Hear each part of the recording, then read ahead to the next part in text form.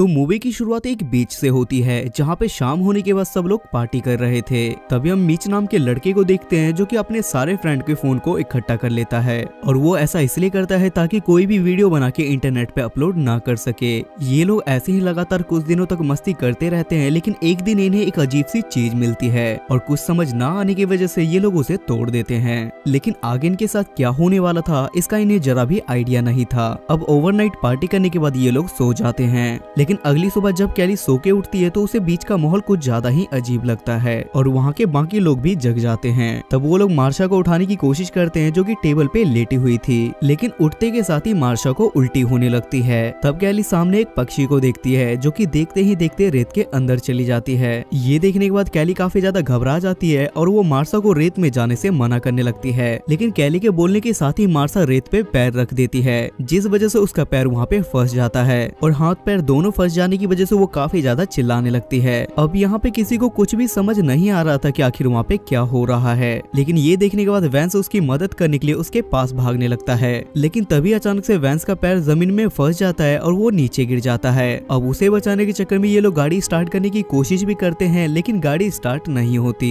तब मेच उसे बचाने के लिए एक रस्सी फेंकता है, लेकिन इसका कोई फायदा नहीं होता क्योंकि तब तक बहुत ज्यादा देर हो चुकी थी और धीरे धीरे वैंस को वो रेत अपने अंदर पूरा निगल लेती है। अब ये सब कुछ देखने के बाद वो लोग काफी ज्यादा घबरा जाते हैं और उन्हें लगता है कि अब ये लोग यहाँ से बच के वापस नहीं जा पाएंगे। लेकिन यहाँ पे मिच सबको मोटिवेट करते हुए कहता है कि हम लोग अभी जिंदा हैं और हम लोग किसी तरीके से यहाँ से निकल जाएंगे। तब मिच जोना को लगातार कार स्टार्ट करने की कोशिश करने के लिए कहता है, लेकिन लाख कोशिश करने के बाद भी गाड़ी स्टार्ट हो ही नहीं रही थी। अब चेक करने के लिए कैली रेत के पास जाने लगती है, लेकिन उसे वहाँ जाने से मिच रोकता है, लेकिन कैली उसकी बात ना मानकर जब वो रेत को चेक करती है तो उसे एक अलग ही एनर्जी महसूस होती है, जिससे इन्हें एक चीज कंफर्म हो जाती है कि ये लोग तब तक जिंदा है जब तक ये लोग रेत के संपर्क में नहीं आते। उसके बाद हम गिलवर्ट को देखते हैं जो कि एक बड़े से कैन में फंसा हुआ था और जब उसकी आंख खुलती है तो वो जोर जोर से चिल्ला चिल्ला के सबको उसे वहाँ से बाहर निकालने के लिए कहता है, लेकिन मीच उसे वहाँ पे हिलने के लिए मना करता है और कहता है कि अगर तुम इस रेत के अंदर गिरे तो तुम यहाँ पे मारे जाओगे। लेकिन गिलवर्ट को इनकी बातों पे यकीन नहीं होता और उसे लगता है कि ये लोग मजाक कर रहे हैं, क्योंकि ये बात सुनने और समझने में सच में अजीब लगता है। लेकिन मिच उसे वहाँ पे विश्वास दिलाते हुए कहता है कि प्लीज हमारी बात मानो और बाकी लोगों के कहने पे भी गिलवर्ट उनकी बात मान लेता है, जिस पर गिलवर्ट उनसे कहता है कि आखिर मुझे यहाँ पे कितनी देर तक रहना होगा, जिस पे मिच उससे कहता है कि 2 घंटे के अंदर ही हमारे लिए हेल्प आने वाली है।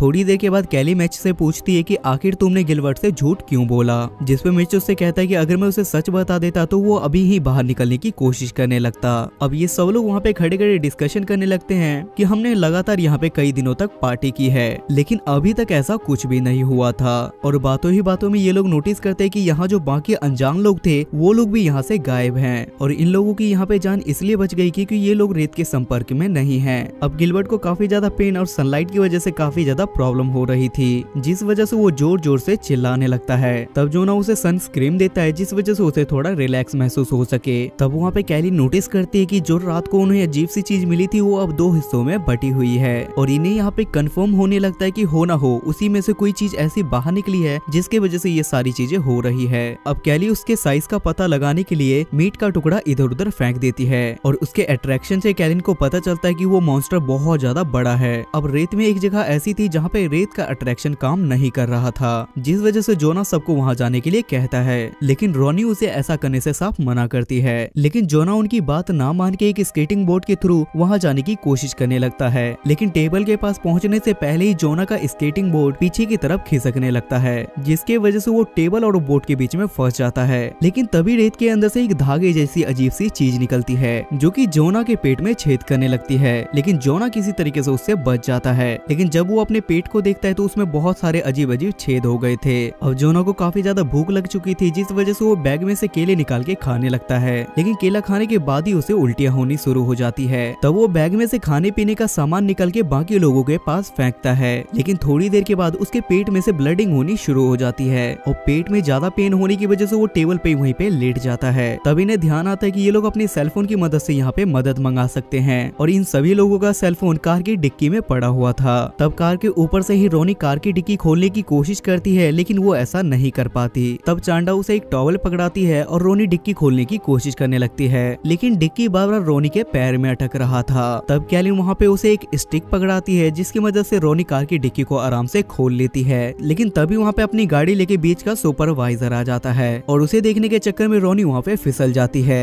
जिसकी वजह से उसकी उंगलियां कार की डिक्की में फंस जाती है। इधर कैलिन के साथ बाकी लोग भी सुपरवाइजर को समझाने की कोशिश करते हैं कि तुम कार से निकल के बाहर मत आना, यहाँ पे बहुत कुछ बुरा हो रहा है। लेकिन सुपरवाइजर को लगता है कि ये सब लोग यहाँ पे उससे झूठ बोल रहे हैं और ये सभी लोग अभी तक नशे में हैं, जिसके वजह से वो उन लोगों की बात ना मान के गाड़ी से बाहर निकल जाता है। अब सुपरवाइजर उस जगह पे मजे से चल रहा था और उसे नॉर्मल कंडीशन में देखने के बाद ये सभी लोग हैरान हो जाते हैं, जिसके बाद सुपरवाइजर सीधा गिलवर्ट के पास जाता है और उसे उस डब्बे में से बाहर निकालने की कोशिश करता है। लेकिन लाख कोशिश करने के बाद भी वो गिलवर्ट को उस डब्बे में से बाहर नहीं निकाल पाता, जिस वजह से वो उसे कहता है कि थोड़ी ही देर में मैं अपनी टीम को बुलाऊंगा और मैं तुम्हें यहाँ से बाहर निकाल लूंगा। तब वो रोनी के पास जाता है और कार की डिक्की में से उसका हाथ बाहर निकालता है और उसे ये देख के काफी ज्यादा गुस्सा आता है कि उसके बाकी दोस्त खड़े खड़े बस तमाशा देख रहे हैं, जिस वजह से कैली उसे अपनी सारी सच्चाई बताने लगती है और वो कहती है कि हमारे बाकी दोस्त भी यहाँ पे मारे जा चुके हैं। लेकिन इतना कुछ कहने के बाद भी सुपरवाइजर को उसकी बातों पे यकीन नहीं हो रहा था, जिस वजह से वो कैली और मीच को नीचे आने के लिए कहता है, लेकिन कैली और मीच नीचे आने से साफ मना कर देते हैं, जिस वजह से सुपरवाइजर अपनी गन निकालने लगता है और गन निकालने के चक्कर में उसकी चाबी नीचे गिर जाती है। तब कैली सुपरवाइजर को उस चाबी को उठाने से मना करती है, लेकिन सुपरवाइजर उसकी बात ना मान के चाबी उठाने लगता है और चाबी उठाने के चक्कर में उसके हाथ रेत में फंस जाते हैं, जिसे देखने के बाद वो काफी ज्यादा घबरा जाता है। तब कैली उसे पेपर स्प्रे पकड़ाती है और अपने हाथ पे स्प्रे करके उसे बाहर निकालने के लिए कहती है और जैसे ही सुपरवाइजर अपने हाथ पे स्प्रे करके उसे बाहर निकलता है तो उसके हाथों से बहुत ज्यादा ब्लडिंग होने लगती है और ज्यादा ब्लड लॉस्ट होने की वजह से उसको चक्कर आ जाते हैं और वो वापस से रेत में गिर जाता है।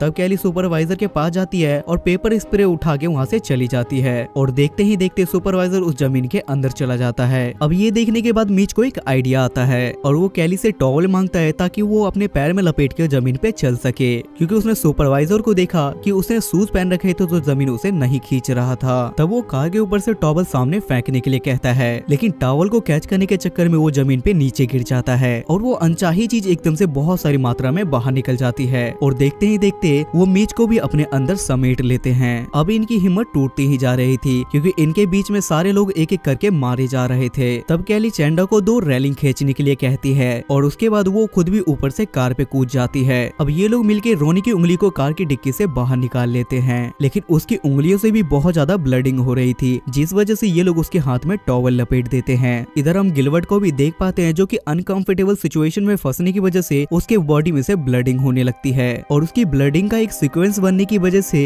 वो अजीब सी चीज गिलवर्ट की तरफ अट्रैक्ट होने लगती है। अब ये लोग उस रेलिंग को जोना तक बिछा देते हैं ताकि ये लोग उस पे चल सके, जिस वजह से चैंडा जोना तक पहुंच जाती है। अब कैली और रोनी भी वहाँ पे जाने वाले थे, लेकिन रोनी यहाँ पे अपनी समझदारी दिखाते हुए कैली को कहती है कि मेरे हाथों से भी ब्लडिंग हो रही है और अगर मेरी ब्लडिंग जमीन पे गिरी तो वो अजीब सी चीज मेरे तरफ भी अट्रैक्ट हो जाएगा, इसलिए वो खुद ना जाके कैली को पहले ही आगे भेज देती है। तब रोनी भी वहाँ पे उनके पास जाने लगती है, लेकिन तभी उसके हाथों से काफी ज्यादा ब्लडिंग होने लगती है, जिसकी वजह से वो काफी ज्यादा घबरा जाती है और बैलेंस बिगड़ने की वजह से वो जमीन पे गिर जाती है और देखते ही देखते वो यहाँ पे मारी जाती है। अब इधर गिलवर्ट के सीक्वेंस बनने की वजह से वो अजीब सी चीज गिलवर्ट को भी पूरी तरीके से जकड़ लेती है। अब अपनी जान बचाने के लिए चैंडा अपने पैरों में टॉवल बांध के सुपरवाइजर की कार तक पहुंच जाती है और उसे लग रहा था कि अब वो आराम से यहाँ से निकल जाएगी, लेकिन तभी हम सामने गिलवर्ट को देखते हैं जिसके कैन के अंदर से ही एक बड़ा सा मॉन्स्टर का हाथ बाहर निकल जाता है और वो गिलवर्ट को एक ही बार में पूरा जमीन के अंदर ले जाता है। तभी वो मॉन्स्टर सुपरवाइजर की कार के पास पहुंच जाता है, उसकी गाड़ी हिलाने लगता है, जिस वजह से चैंडा वहाँ पे गिरने की वजह से बेहोश हो जाती है, लेकिन बेहोश होने के बाद भी वो गाड़ी के ऊपर थी।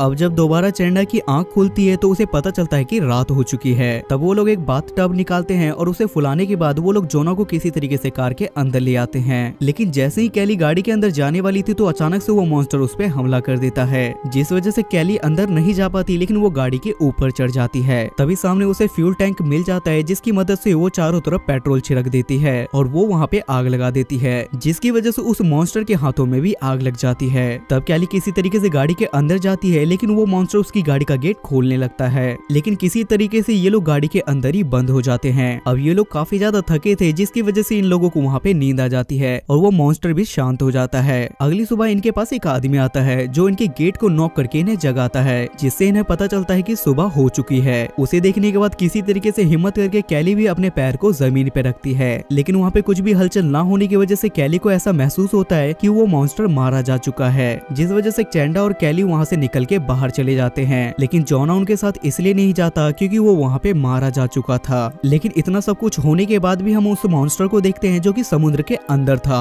और हम ये भी देख पाते हैं कि अब वो मॉन्स्टर शहर की तरफ जा रहा है। और ये मूवी यहाँ पे खत्म हो जाती है।